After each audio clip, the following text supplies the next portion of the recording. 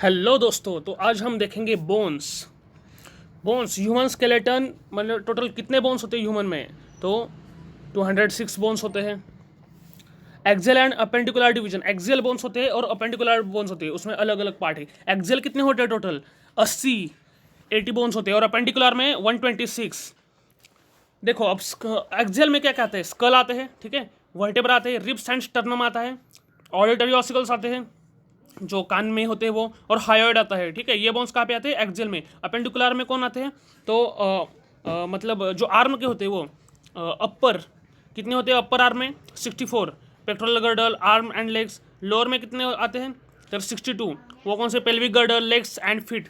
तो देखो ये याद रखो, अपर में कितने आते हैं? 64, लोअर में कितने? 62, ठीक है। यहाँ पे नीचे देखो क्या लिखा है, axial make up the centre axis of the skeleton and appendicular make up appendage to the axial skeleton. ये बात ध्यान में आ गया आपको? चलो आगे बढ़ते हैं। Classification of bone. अब बोन्स का क्लासिफिकेशन कौन कौन से होते हैं? लॉन्ग बोन्स में क्या आता है? तो जो लिम्स में होते हैं, लोअर लिम, अपर लिम, उसमें जो होते हैं वो लॉन्ग बोन्स होते हैं।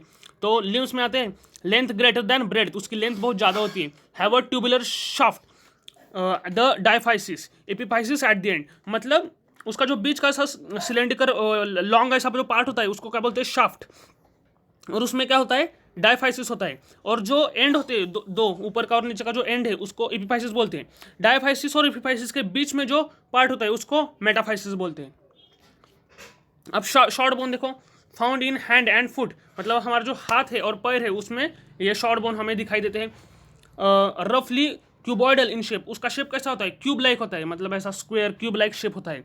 Compose of cancellous bone surrounded by thin layer of compact bone. अब देखो कैंसेलस बोन मतलब क्या? एक तरह से स्पॉन्जी बोन, ओके। तो ये जो शॉर्ट बोन्स वगैरह होते हैं उसमें क्या होता है?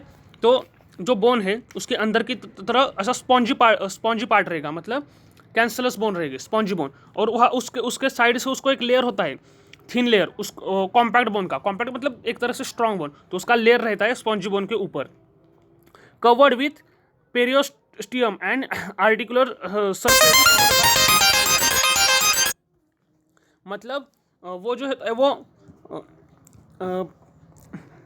Periosteum and articular surface covered by highline, मतलब जो हाईलाइन कार्टिलेज होता है, ओके, तो उससे वो कवर्ड रहते हैं।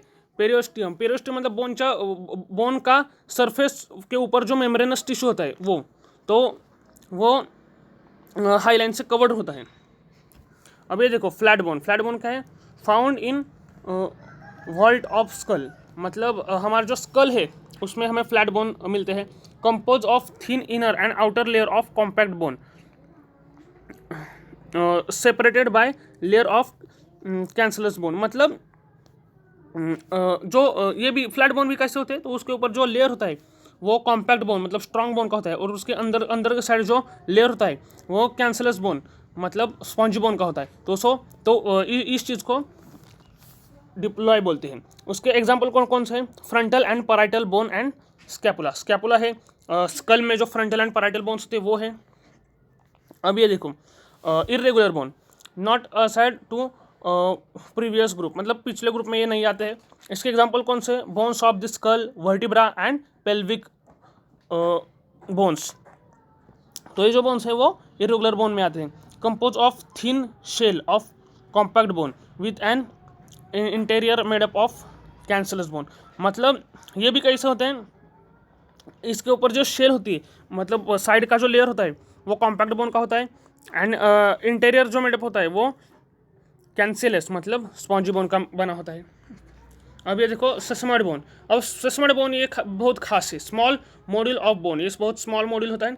Found in certain tendons where they rub over bony surface, मतलब जहाँ पे ऐसे एक बोन दूसरे बोन के ऊपर ऐसे रब होता है, मतलब वहाँ पे फ्रिक्शन हो जाता है, वहाँ पे सेसमॉइड बोन हमें दिखाई देता है। इसका एग्जांपल कौन सा है? ये हम आपको याद ही रहेगा, पटेला जो कनी में होता है। इसका फंक्शन क्या है? Reduce friction on the tendon and also alter direction of the pull of the tendon, मतलब ये टेंडन के ऊपर होने वाला फ्रिक्शन को रिड्यूस करता है।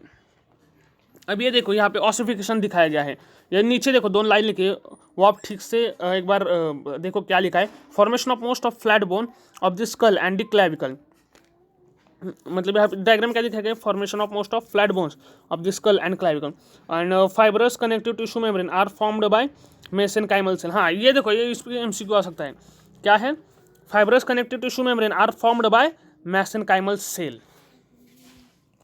ये देखो बोन कैसे बनता है, ऑफ ऑसिफिकेशन, ये जो नीचे नीचे दिया हुआ है ये आप ठीक से पढ़ लो एक बार, फिर आपको ये ठीक से समझ आएगा फॉर्मेशन कैसे होता है बोन का। ठीक है, थैंक यू।